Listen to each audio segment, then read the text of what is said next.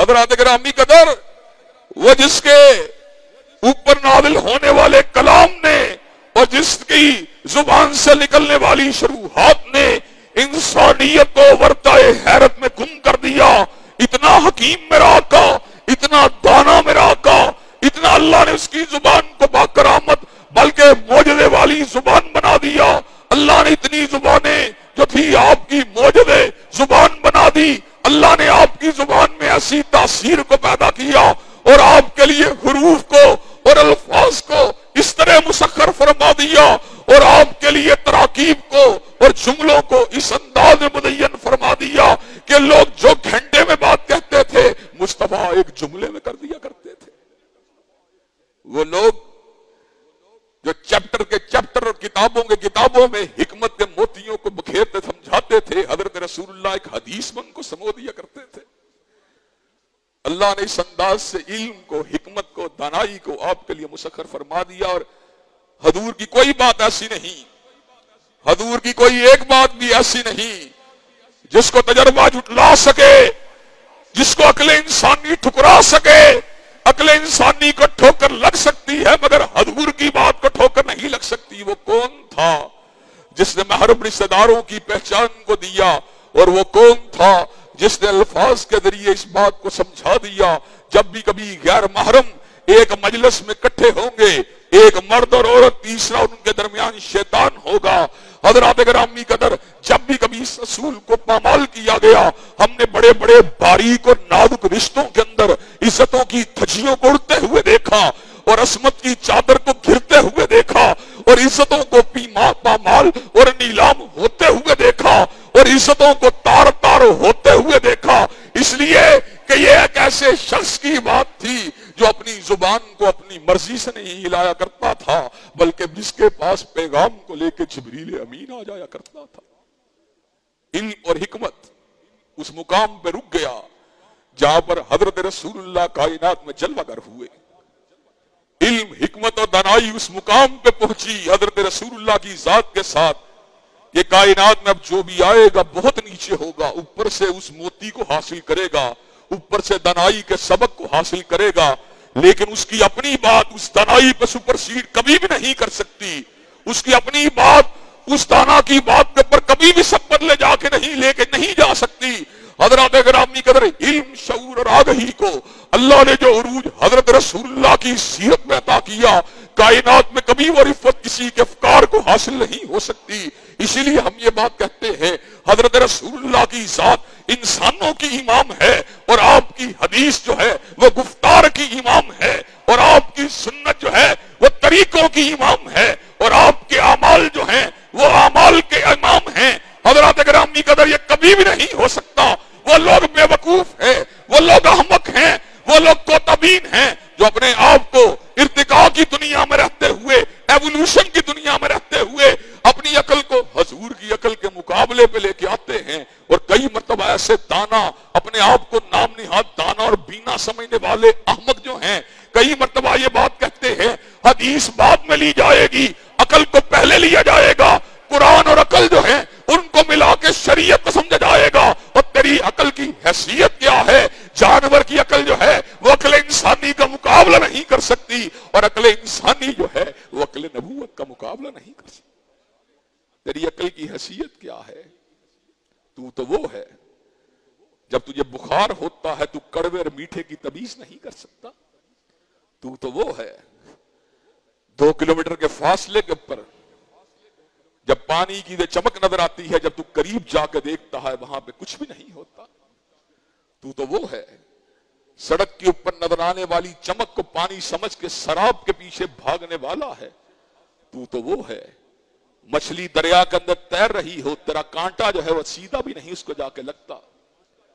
تو وہ ہے جس وقت ایک خاص مایاس سے زیادہ رفتار سے کوئی طیارہ یا کوئی سواری تیرے پاس سے گزرتی ہے تو شمال و جنوب سے اس کی آواز کی سمت کا تعین بھی نہیں کر سکتا.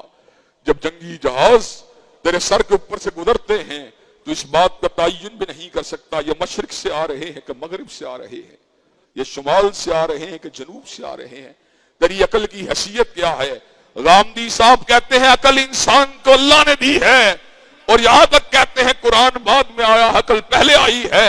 ہم ایک بات پوچھنا چاہتے ہیں، فقط ایک بات کو سمجھ لیجیے، یہ بات سمجھ میں آ جائے گی کہ عقل نبوت اور چیز ہے اور عقل انسانی اور چیز ہے۔ وہ کیا بات ہے جو گھوڑے کو حلال کرتی ہے اور گدھے کو حرام کرتی ہے؟ وہ کیا چیز ہے جو گھوڑے کو کھانے کے لیے روا قرار دیتی ہے اور گدھے کو کھانے کے لیے حرام قرار دیتی ہے؟ گھوڑے کے اوپر بھی سواری جائز ہے، گدھے کے اوپر بھی سواری جائز ہے، گویا گدھا بھی گھوڑے کی طرح نجس نہیں ہے، گھوڑے کا کاروبار بھی جائز ہے، گدھے کا کاروبار بھی جائز ہے، گھوڑا بھی چارہ کھاتا ہے، گدھا بھی چارہ کھاتا ہے، گھوڑا بھی گوشت کے قریب نہیں جاتا، گدھا بھی گوشت کے قریب نہیں جاتا، گھوڑا بھی پالتو ہے، گدھا بھی پالتو ہے۔ ایک چیز حرام ہے، ایک چیز حلال ہے، کیا تو عقل کے ساتھ تعین کر سکتا ہے گدھا حلال ہے، گدھا حرام ہے اور گھوڑا حلال ہے؟ نہیں، تو کبھی بھی تعین نہیں کر سکتا۔ گھوڑے کی حلت کا پتہ دیا حضرت رسول اللہ نے بتا دیا، گدھے کی حرمت کا پتہ دیا حضرت رسول اللہ نے بتا دیا۔ حضرات گرامی قدر، اس لیے ہمیں یہ بات کہنے میں کوئی بات نہیں ہے، جہاں پہ عقل انسانی کی انتہا ہے وہاں سے مصطفیٰ کی بات کی ابتدا ہے۔ حضرت رسول اللہ کا معراج 7ویں آسمان تک ہے، اور میرا معراج حضور کے نقش قدم پہ ہے۔ حضرات گرامی قدر، بات طول پکڑ گئی، لیکن بات جس کی طرف میں نے اشارہ کرنا تھا اور انشاءاللہ جس کو آئندہ خطبات کا مکمل انداز میں موضوع بنانا ہے، مقتدا تو ایک ہے، پیشوا تو ایک ہے، رہنما تو ایک ہے، ہادی تو ایک ہے، نبی تو ایک ہے، رسول تو ایک ہے، لیکن حضرات گرامی قدر اس کے ساتھ ساتھ ایک بدیعی حقیقت جس کی وجہ سے اللہ نے مقتدا کے ساتھ مقتدیوں کا بھی بتا دیا، ایک جمعیت کا بتا دیا، اصحاب النبی کی سیرت کا بتا دیا، ان کے کردار کا بتا دیا، ان کے افعال کا بتا دیا، ان کی رفت کا بتا دیا، ان کی عظمت کا بتا دیا، ان کے خیر البریہ ہونے کا بتا دیا۔ وہ کیا چیز ہے اس کی طرف آپ اشارتاً بات کر کے اپنی بات کو پھر اگلے خطبے تک موقوف کروں گا، اگلے جمعے تک۔ حضرات گرامی قدر، انسانوں کے مزاج یکساں نہیں ہوتے، کوئی ترش مزاج کا ہوتا ہے، کوئی گرم مزاج کا ہوتا ہے، کوئی نرم مزاج کا ہوتا ہے، کوئی ہوش شراک ہوتا ہے، کوئی ہوش لباس ہوتا ہے، کوئی کم گو ہوتا ہے، کوئی ہوش گفتار ہوتا ہے، کوئی سادے کپڑے پہننے والا ہوتا ہے، کوئی سوٹڈ بوٹڈ ہوتا ہے۔ اللہ نے انسانوں کے مزاج کے لحاظ سے آسانی مزید پیدا کی، آسانی یہ پیدا کی، رہنما تو سبھی کے لیے حضور کی ذات ہے، مقتدا تو سبھی کے لیے حضور کی ذات ہے، پیشوا تو سبھی کے لیے حضور کی ذات ہے، اقتدا تو سبھی نے حضور کی کرنی ہے، لیکن کس طرح کرنی ہے؟ اگر تو نرم طبیعت والا ہے صدیق کی سیرت سے رہنمائی حاصل کر، اگر تو ہمت اور حوصلے والا ہے تو عمر فاروق کی سیرت سے رہنمائی حاصل کر، اگر تو سرمایہ دار ہے تو سیدنا ذی النورین کے کردار سے رہنمائی حاصل کر، اگر تو غریب ہے، محنت کش ہے اور محنت کر کے کمائی کرنے والا ہے، علی المرتضیٰ کے کردار سے رہنمائی حاصل کر۔ حضور کی سیرت تو بالکل واضح ہے کہ آپ رہنما ہیں، لیکن مقتدی کس طرح کا ہونا چاہیے؟ مقتدی ابو بکر جیسا ہونا چاہیے، یا عمر فاروق جیسا ہونا چاہیے، یا عثمان جیسا ہونا چاہیے، یا علی المرتضیٰ جیسا ہونا چاہیے، یا حسن و حسین جیسا ہونا چاہیے، یا معاویہ بن ابی سفیان جیسا ہونا چاہیے، یا عبد الرحمن بن عوف جیسا ہونا چاہیے، یا طلحہ بن عبید اللہ جیسا ہونا چاہیے، یا سعد بن ابی وقاص جیسا ہونا چاہیے، یا سعید بن زید جیسا ہونا چاہیے، یا ابو ہریرہ جیسا ہونا چاہیے، یا ابن عباس جیسا ہونا چاہیے۔ اللہ نے مقتدیوں کا بتا دیا، فَإِنْ آمَنُوا بِمِثْلِ مَا آمَنْتُمْ بِهِ فَقَدِ اهْتَدَوْا۔ رہنما تو وہ ہے، لیکن اس کے پیچھے چلنا کیسا ہے؟ چلنا ویسے چلنا ہے جیسے صدیق نے چل کے دکھلا دیا، جیسے فاروق نے چل کے بتلا دیا، جیسے ذی النورین نے چل کے دکھلا دیا، جیسے حیدر کرار نے چل کے بتلا دیا، جیسے امیر معاویہ نے کر کے دکھلا دیا، جیسے حسن و حسین نے کر کے بتلا دیا۔